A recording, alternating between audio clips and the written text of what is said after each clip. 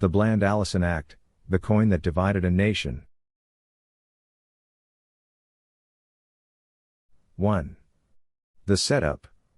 In 1878, Congress passed a law that looked harmless enough, a little compromise between silver and gold.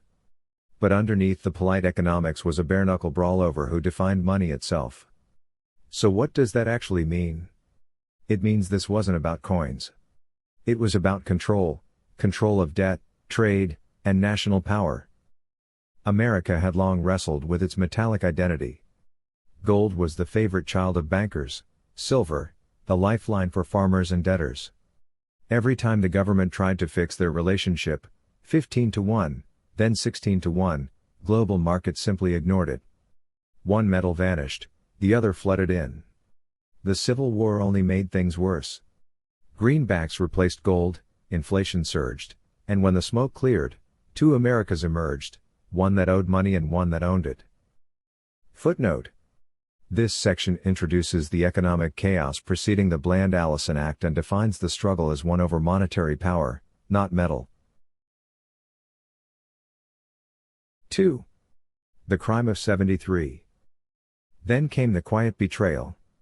The Coinage Act of 1873 ended the free coinage of silver, without fanfare, debate, or much public notice. When silver prices later collapsed, outrage followed. Western miners screamed conspiracy, farmers called it treason. Newspapers dubbed it the crime of 73. And in their minds, the criminals were clear, New York bankers and Washington elites who had swapped the people's silver for the bankers' gold. By 1878, the pressure was volcanic. The free silver movement demanded that both metals return to equal footing. Their rallying cry? More money, more freedom. The gold faction warned it would ruin everything. Inflation. Anarchy. Cats and dogs living together. Congress was stuck between populism and panic. Footnote.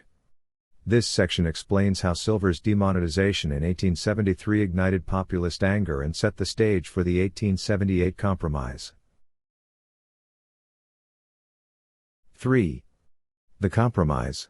Enter Congressman Richard Silver Dick Bland. Yes, that was his real nickname, and Senator William Allison. Bland wanted unlimited silver coinage at a fixed 16-1 ratio. Allison wanted something bankers could swallow without choking. The result was a political Frankenstein. The Treasury would buy $2 to $4 million in silver every month and mint it into dollars. President Rutherford B. Hayes vetoed it. Congress, flexing for the first time in decades, overrode him. It was a thunderclap moment, the people's representatives overruling the moneyed executive. So what does that actually mean? It meant money had officially entered the ring as a political weapon. Footnote. This section describes the creation of the Bland-Allison Act as a fragile compromise and symbol of democratic defiance. 4. The illusion of victory. Silver advocates cheered, but their triumph was hollow. Treasury officials obeyed the law in spirit, but barely. They bought the smallest legal amount of silver, coined it, then let the coins sit in vaults collecting dust. Bankers still refused them. Merchants discounted them. The people who needed relief got symbolism instead of liquidity. Meanwhile, Europe, especially gold-anchored London, watched nervously. If America went soft on silver, the dollar might lose credibility. The Treasury's cautious approach wasn't incompetence, it was self-preservation. They weren't about to let farmers' hopes devalue Wall Street's holdings. Footnote. This section highlights that the act was implemented to appear populist while protecting gold-backed financial interests. 5. The battle lines. By the 1880s, silver had become a political identity. Western miners and small-town farmers wore it like a badge. Gold was the metal of New York and London, silver was the metal of Nevada and Kansas. Newspapers took sides, urban elites mocking silver cranks, rural editors firing back about bankers' tyranny. Was inflation theft from savers? Or was deflation robbery from workers? Every speech, every sermon, every campaign circled back to the same question: who should money serve? So what does that actually mean? The Bland-Allison Act didn't solve the money question, it made it personal. Footnote. This section explores how the Act transformed economic disagreement into cultural warfare between classes and regions. 6. The Echo. The 1890 Sherman Silver Purchase Act doubled down on Bland-Allison's logic. The Treasury bought more silver, and accidentally set off a financial trap. Investors redeemed the new Treasury notes in gold, draining reserves.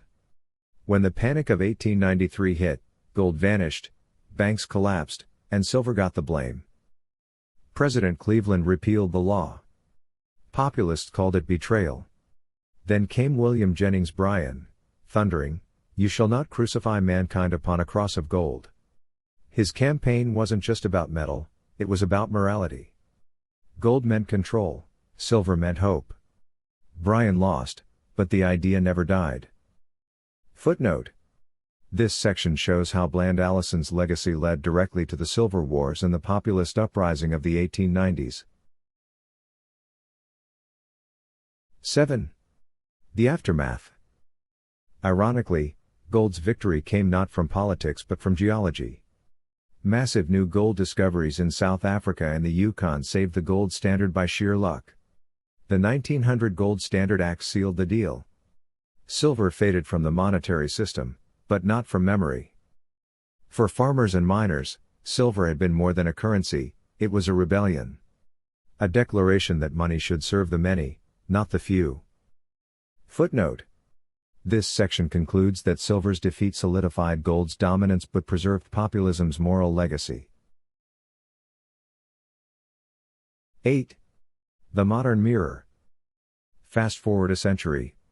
The names changed: Federal Reserve, quantitative easing, digital currency, but the argument stayed the same. When the Fed prints money, it's the new coinage debate. When inflation helps the rich and hurts the poor, it's Bland-Allison all over again.